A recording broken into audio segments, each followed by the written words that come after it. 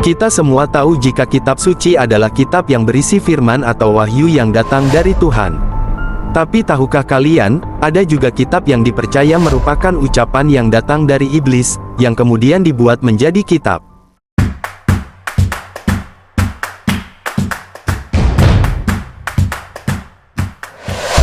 Kitab Kodeks Gigas, ini adalah kitab yang dikenal sebagai Kitab Iblis, adalah manuskrip abad pertengahan yang berukuran sangat besar, yang diyakini berasal dari abad ke-13 di sebuah biara Benediktin di Bohemia, sekarang Ceko.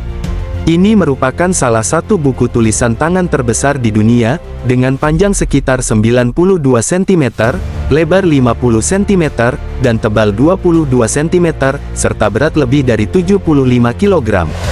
Manuskrip ini berisi berbagai teks, termasuk Alkitab dalam bahasa Latin, catatan medis, ensiklopedia, teks-teks sejarah, dan mantra-mantra. Salah satu fitur yang paling terkenal dari Kodeks Gigas adalah ilustrasi besar dari iblis yang menutupi satu halaman penuh, yang menjadi alasan manuskrip ini disebut Kitab Iblis.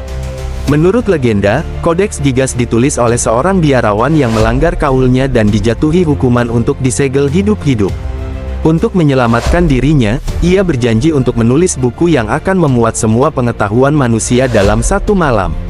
Ketika menyadari bahwa ini mustahil, ia memohon bantuan dari iblis untuk menyelesaikan buku tersebut. Salah satu elemen yang mendukung legenda ini adalah ilustrasi besar dari iblis yang muncul di salah satu halaman manuskrip. Gambar iblis ini, dengan ukuran yang sangat besar dan desain yang mengesankan, telah menambah aura misteri dan menimbulkan spekulasi tentang keterlibatan iblis dalam pembuatan manuskrip. Meskipun legenda ini menarik, tapi tidak ada bukti sejarah yang mendukung cerita tentang biarawan yang berkolaborasi dengan iblis. Para ahli percaya bahwa Kodeks Gigas dibuat oleh seorang biarawan atau sekelompok biarawan dalam waktu yang lebih lama dari yang diklaim dalam legenda. Lalu apa isi kitab tersebut? Bagian utama dari Kodeks Gigas adalah teks Alkitab, yang mencakup seluruh Perjanjian Lama dan Perjanjian Baru dalam bahasa Latin. Ini menjadikannya sebagai salah satu contoh Alkitab lengkap dari abad pertengahan. Bab berikutnya adalah Antiquitates Judaicae, oleh Flavius Josephus, yang menjelaskan tentang sejarah Yahudi. Etymologiae, oleh Isidore dari Seville, merupakan ensiklopedia yang mencakup berbagai topik, termasuk linguistik, teologi, dan sejarah. Kronika Bumorum oleh Kosmas dari Praha, yang berisi tentang sejarah awal Bohemia. Kodeks Gigas juga memuat teks liturgi dan doa-doa, yang merupakan bagian penting dari kehidupan keagamaan di abad pertengahan. Terdapat juga ilustrasi perwujudan iblis. Salah satu halaman menampilkan ilustrasi seperti apa wujud dari iblis, yang menjadi salah satu fitur paling terkenal dari manuskrip ini.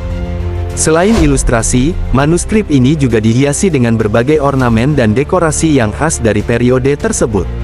Legenda Kodeks Gigas telah menjadi bagian penting dari mitos dan cerita yang mengelilingi manuskrip ini, menambah daya tariknya sebagai salah satu karya paling misterius dari abad pertengahan.